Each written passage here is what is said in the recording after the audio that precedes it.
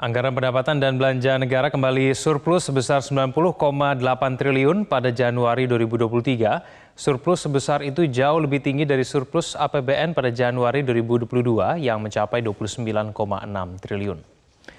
Dalam keterangan pers APBN kita hari Rabu, Menteri Keuangan Sri Mulyani menegaskan tingginya surplus ini menunjukkan kinerja APBN yang positif dan bisa mendukung pemulihan. APBN surplus pada Januari 2023 karena realisasi pendapatan negara naik hingga mencapai 232,2 triliun rupiah atau tumbuh 48,1% dibandingkan dengan periode yang sama di tahun lalu.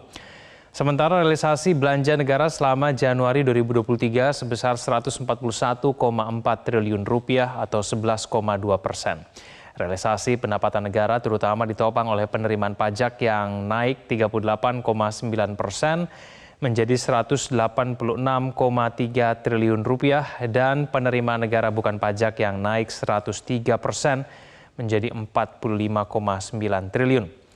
Dengan kondisi APBN yang positif, menurut Sri Mulyani, keseimbangan primer tercatat positif 113,9 triliun atau tumbuh 127,2% secara tahunan.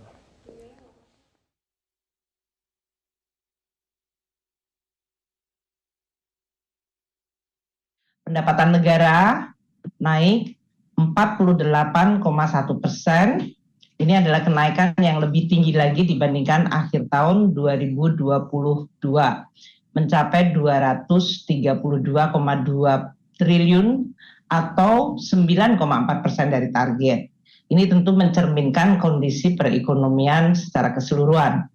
Belanja negara di satu sisi juga tetap tumbuh 141,4 triliun atau tumbuh 11,2% year on year.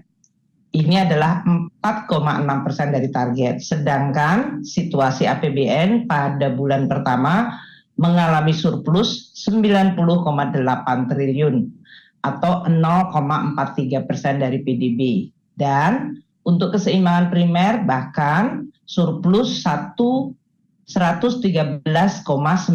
triliun rupiah. Ini adalah kinerja pada bulan Januari.